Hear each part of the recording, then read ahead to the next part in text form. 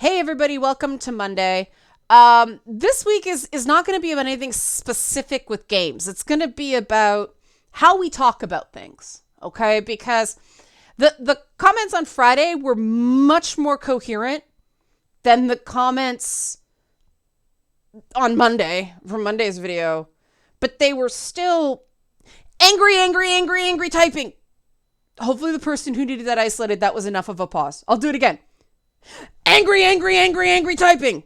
This is a bit of an inside joke that's a bit of a favor to somebody, but it's still apt because I have really struggled to understand why people are so damn angry at me. Because not everybody, the people who are angry at me are so busy telling me what I am in their mind. They're not telling me why they think that way. It's not connecting to anything specific I said that I can figure out what's going on. So, ironically, this is the impulse that drives things like cancel culture. And this is what I'm finding so, when I hit stoic mode, it's like this is just people fighting each other to the death because they're all afraid of the exact same thing. They're using different language to explain it. And they've completely removed empathy for other people from the equation. So that's what I'm going to unpack this week. How people self-sabotage in this way and how they actually contribute to this mess socially, like this mess of a discourse that nobody seems to like. But people continue to just feed into, while at the same time decrying its existence. This is why, sorry, Lindsay Ellis defenders.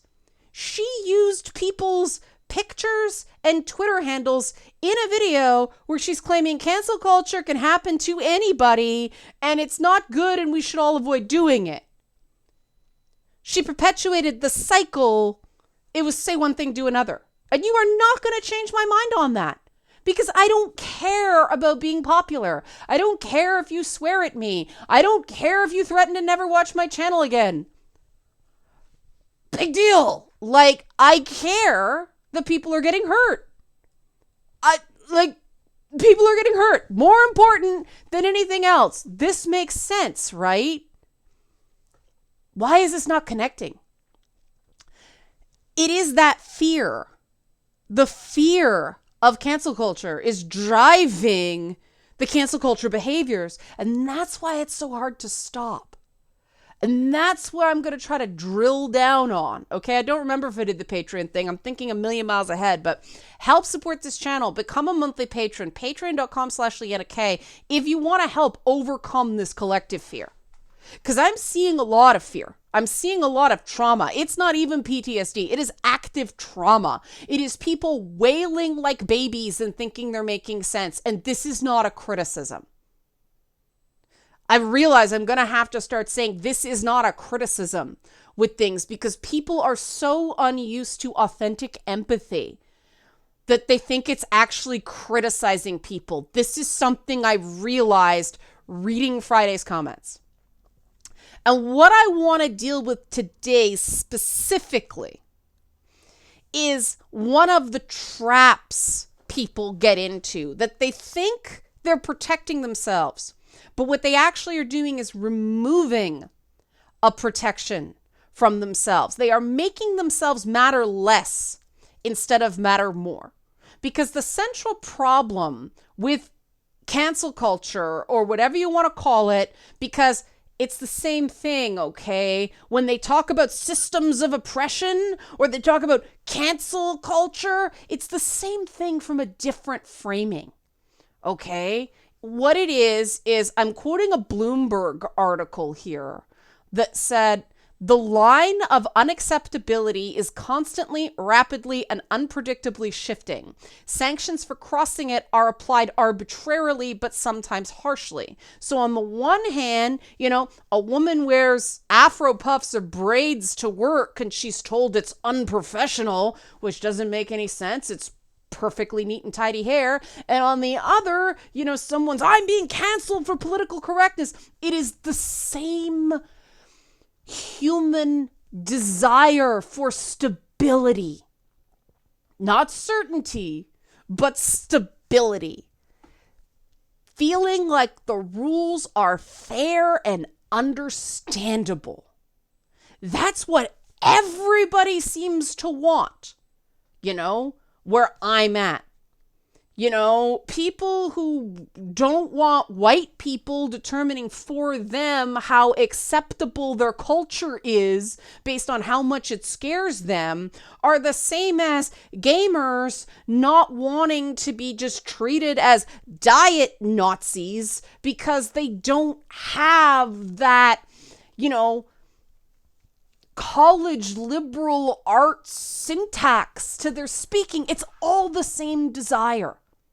And you're probably going, no, it's not. No, it's not. No, it's not. Trust me. I talk to people on both sides of that echo chamber. It's not the same words. It's not the same targeting. It is the same impulse. Okay?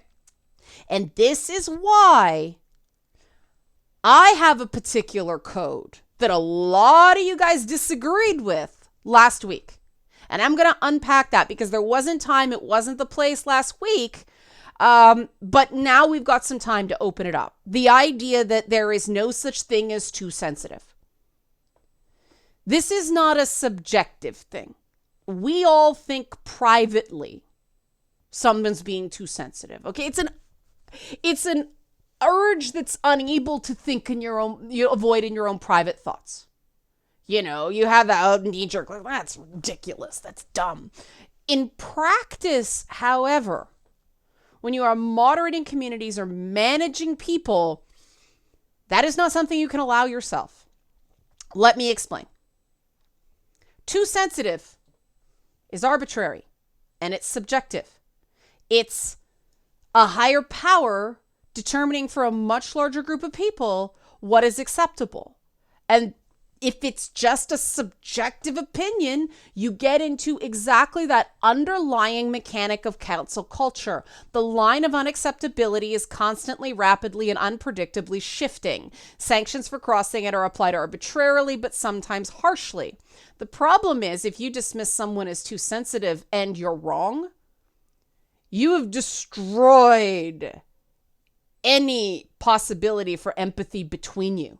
Even if you're right, you have destroyed any possibility for empathy between you because you dismiss that person on subjective grounds. And so you have given them permission to dismiss you in the exact same way. And the lack of empathy is at the root of systems of oppression or cancel culture, potato. Okay? It's a lack of empathy. It's seeing someone as the other, and so I don't have to care about them, right? That's what's at the core of it. There's another framing you can use that is far less subjective and far more effective and doesn't destroy empathy. This is why the Americans with Disabilities Act and every similar bill policy have the idea of reasonable accommodation. Reasonable accommodation. You can completely understand someone's point of view. You can be completely sympathetic that someone has a sensitivity. But you can't be a homicide detective if you faint at the sight of blood, and you can't be a firefighter if you're afraid of fire, right? Reasonable accommodation is not too sensitive. Reasonable accommodation is your fears are very valid. There is only so far I can meet you here. And what I find with a lot of these outrage politics is that it's not a sincere sensitivity, right? It's stuff that people find merely annoying or unpleasant. And they manipulate with language to play it into something that cannot be refused. It gets into all these traps, why I don't respond to someone saying, "You're being disingenuous." What am I supposed to say? "No, I'm not." It's the liar's paradox, right? Like, it's over. "You're arguing in bad faith." "No, I'm not." "Well, I'm saying that in bad faith, or I'm not. Either way, the conversation's done. It's dead. No, nova, it, you're just killing it. You're blowing it up. And the minute you pull that ripcord, the minute you pull that pin of "you're too sensitive," you're giving the other person the ability to do the exact same thing to you because that's fair. And too sensitive then becomes entitled, privileged, all these things, all this dismissive language that is used to not, to not give somebody a hearing, to not give them enough chance to explain why they have a given sensitivity. The number of people who try to explain diet Nazi to me as if it's ever going to change my mind that it's in really poor taste and I don't like it. It's not going to work, guys. Here's the thing you don't get. I'm not saying never use the word. I think people should stop using it. Why? Because I respect less anybody who uses that word. Use it all you want. But the minute I see it, I'm going to go, this isn't somebody who's worth my time. This is somebody who just casually trivializes horrible parts of history. Why would I give that person access to any time or resources that I have? They're not empathetic, compassionate, and trustworthy. And you can think I'm wrong all you want on that, but guess what? It isn't going to change my mind. So if someone's telling you, this is bothering me, and you go, "You're too sensitive," well, they're going to think that you're an asshole. And again, when something really bothers you now, like all the people that got angry at me, if the paradigm is "you're too sensitive," why should I care? You're just being too sensitive. That's why I don't like that tool. That's why that tool is just a bludgeon. I don't like it. It's not effective. It has no nuance. If you want to get into, okay, you don't like something I said. What does that mean? If somebody says, "Well, I'd just like you to keep that in mind going forward. I don't expect perfection. I just want you to know." Awesome. "I want the word banned." No. People can't make adjustments that fast. It takes time, right? This is the discussion you can have. Reasonable accommodation. Okay? If someone say, I'm not using this to try to pull pity or pathos or anything like that. It's just the one that's easiest to understand, okay? If someone is on the autism spectrum and has particular triggers, forcing them to encounter those triggers is not going to do anything but send them into overload, okay? That is not them being too sensitive. That is them having a recognizable condition and you abusing that person. And that's the other thing you have to be careful with too sensitive. Too sensitive is, one person said when they saw the thing about, "I'm disappointed in you." A commenter, this was not me, this was a commenter, said, I have never met a person who used that tactic that didn't turn out to be abusive. Yep. And it's one thing to recognize that someone is a highly sensitive person. Certain people can't help it. Certain people just have more empathy than other people. Some people are just tuned more to other people's emotions. That is the way they're wired. I have friends who are extremely sensitive to other people's emotions. The world isn't always fun for them. I'm very attuned to other people's emotions, but I had to get friggin' tough. One of the reasons I don't allow myself the too sensitive is you may notice that I'm kind of inclined to convince me I should care, right? Just because I've taken so much shit. And I do think that's where other people, like, don't get me wrong. I am not saying that if you've ever used that you're too sensitive or someone's being too sensitive, you're a bad person. Not at all. What I'm saying is this is probably something that was done to you. That at some point in your life, you were told you were too sensitive. Me, most of my childhood. Instead of having your feelings validated, your feelings were dismissed.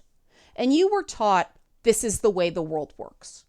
And so you see nothing wrong with doing to other people what was done to you.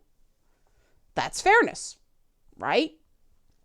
It's fair, but is it ideal? Is it the most functional, right? Giving everybody, a diet of 1 potato a day, well, that's fair, but they're not going to live very long, right? It's equitable. Everybody's getting the same. But does it fill anybody's needs nutritionally? Well, no, you're not going to go very long. And this is one of the short-sightedness when it's just focused on fairness. That a system might be equally shitty for everybody. That doesn't make it not shitty. And that's basically what we're dealing with now. And it's this ongoing thing of I was hurt, so I'm going to hurt you. Yeah, that's totally fair. But is it going to get you where you claimed you want to go, which is less cancel culture, defined as the line of acceptability is constantly, rapidly, and unpredictably shifting. Sanctions for crossing it are arbitrarily applied, but sometimes harshly. If you're participating in that cycle of, well, this happened to me, so I'm going to do it to you, you're part of those harsh and arbitrary punishments. Because guess what? When it was done to you, it wasn't fair. It wasn't fair. And by making it fair, by doing it to everybody, it's a race to the bottom. So what do we do instead? Okay. I'm going to be very cautious here. Because the issue is not whether someone is too sensitive or not. You are, trust me, you are shutting out some utterly brilliant people who will bring a lot of benefit to your life and work if you shut out sensitive people. Okay? Sensitive people are very important to society because they see stuff coming before the rest of us do.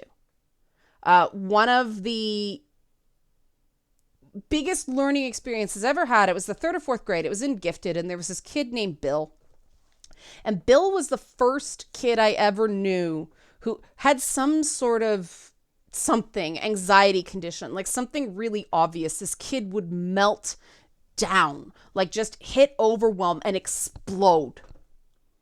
And most people thought this kid was weird. He was just sensitive. And I remember one day that they were all picking on him in school, and he ran out of the room crying. And I remember having a moment where it was just like, no, you're not being very nice to him. And everybody looked at me like I was the weirdo. And it was like, I was looking at it as someone who knew this guy as a person and saw him as a human. Watching everybody else, they knew the reaction they were going to get. They knew he couldn't handle it, and they did it to him anyway. And I thought all those people were horrible assholes. Now, think about the groups of people you don't like on the internet, right? You don't like them because they're horrible assholes. Because you have seen them tormenting people. Well, when you just decide somebody's too sensitive and decide to dismiss them or beat up on them, on that, too bad you have it coming or something like that, get tougher, you risk looking like an asshole to a third party. And then it becomes this race for whoever gets to establish their narrative first, right? During the 2016 election, Trump got his narrative established. During 2014, anti-Gamergate got their narrative established. But anybody who sort of watches this and reports on it, actually does on-the-ground reporting, which is what I got canceled for, understanding both sides, right? You see that it's actually fairly arbitrary. You know, you see all the mistakes and all the shittiness and everything that's going on and all the lying and the manipulation and the meanness and everything. It's like everybody's doing it. Yeah, it may be a qualitative thing that one side is doing it a different way than the other, but like, you know, can I claim a lot of Hillary Clinton supporters behaved wonderfully during the 2016 election? No. And what was one of the things that killed her? Like the basket of deplorables comment, right? She looked like she was looking down her nose at people.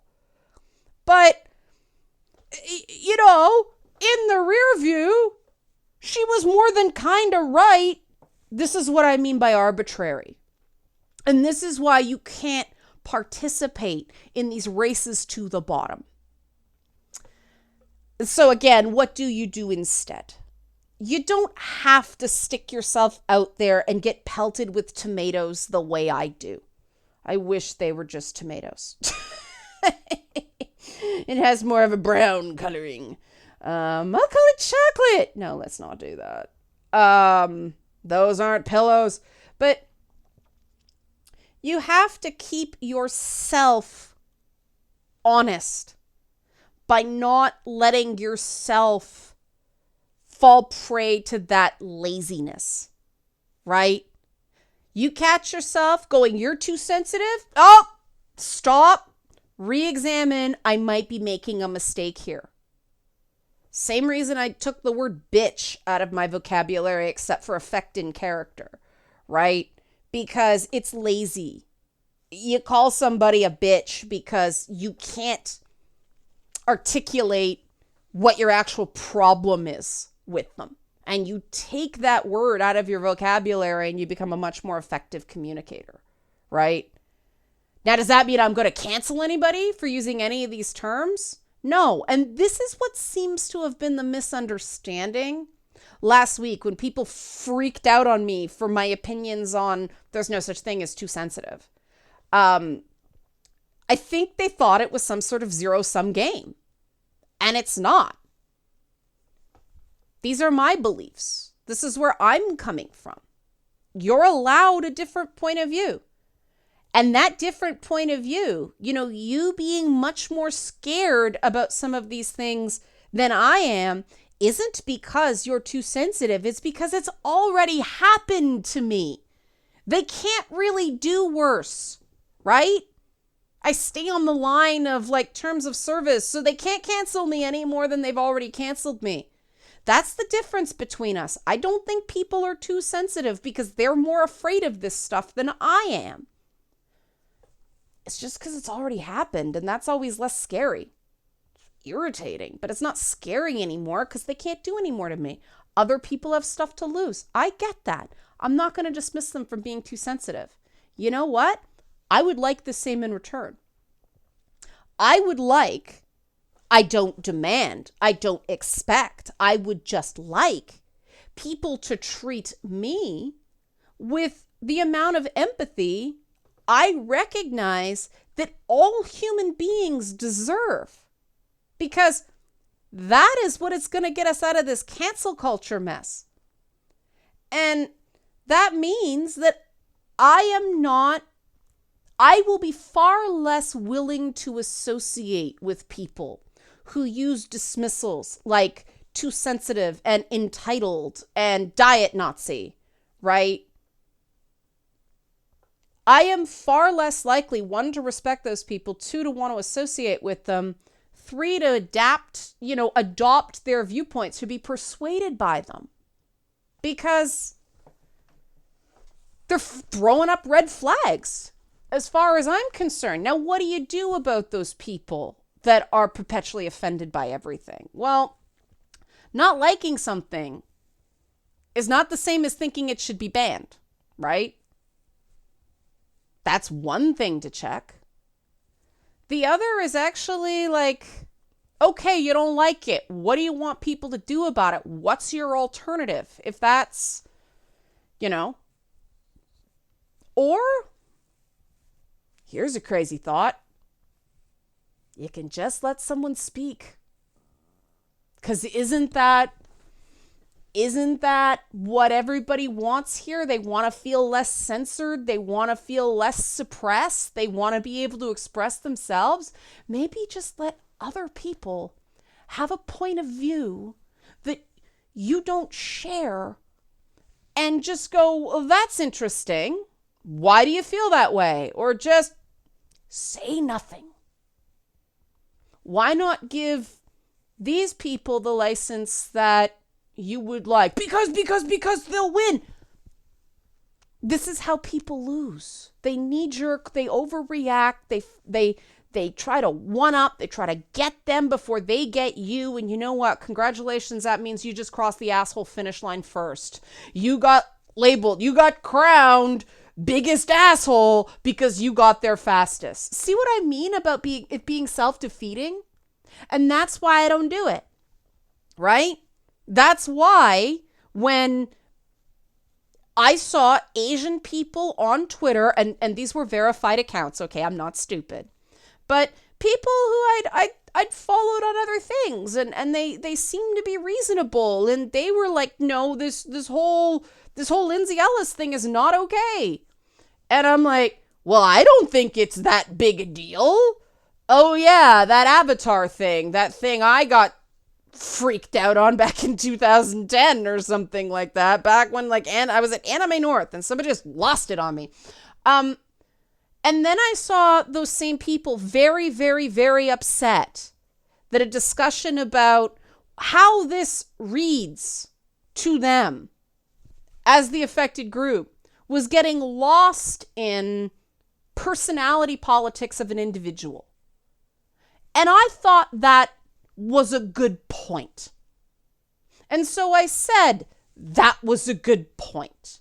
And I got accused of speaking over Asian people. And that's when I'm like, that's manipulative. This is not something that's going to persuade me. All the people that did that convinced me of is that I was on to something here. That they actually were trying to drown out fair criticism by using emotional tactics. And yeah, it makes it shitty for me sometimes that I won't allow that through. But long term, I know that I'm eating the shit. I'm getting canceled again because, again, can't do much worse to me. I'm getting canceled again so that I'm not participating in cancel culture. Because if it truly is zero sum, that's what people who are going to continue to speak out, have to be prepared for. In a way, it's almost the Gandhi protest technique. Fill the proverbial online prisons with people who did relatively little and shame the powers that be into finally having to change their ways because people realize it's wrong. But you have to have done relatively little. So if you actually participated in it, it's not going to work, right? And so that's why you got to be really careful with those dismissals, because you don't have the moral high ground anymore the minute you engage in that.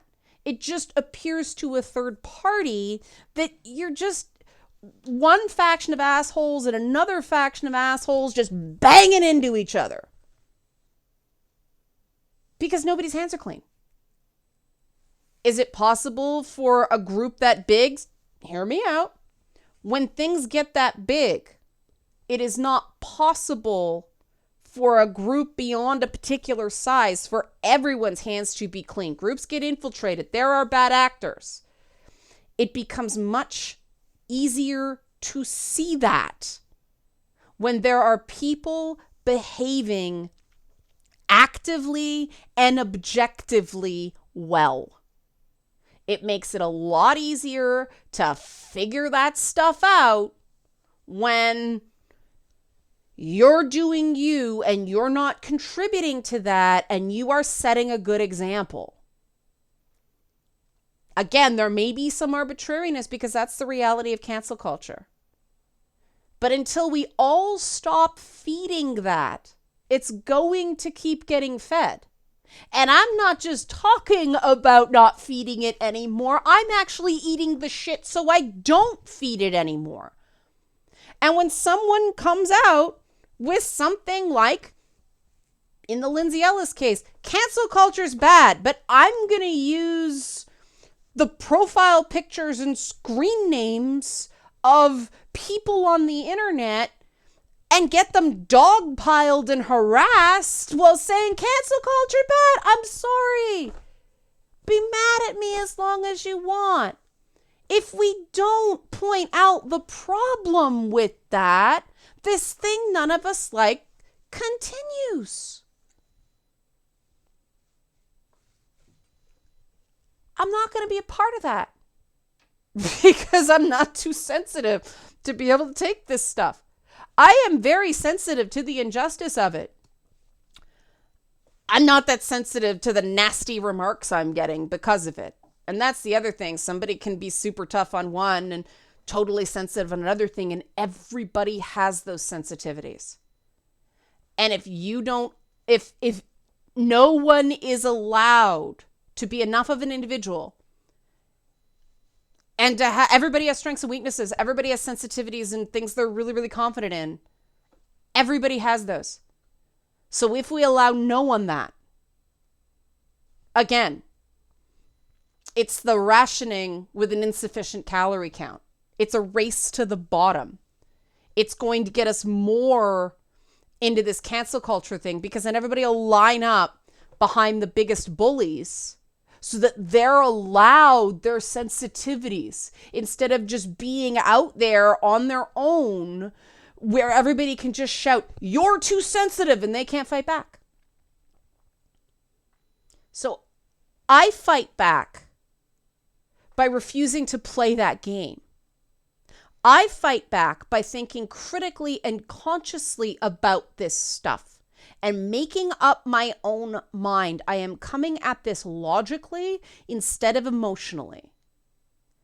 And people are claiming that's making me angry, that's making me bitchy, that's making me irrational. That's words. I could say stop being too sensitive, but I'm not. I'm recognizing these are people who are very afraid. And so they're mishearing stuff, not deliberately, but they are nonetheless. And you know what? That's okay. And I'm going to keep trying because I see the humanity in these people who are mad at me, and I don't give myself the easy out shorthand of they're just being too sensitive. Cool. Help support this channel. Become a monthly patron. Patreon.com/LeannaK. Thanks for watching.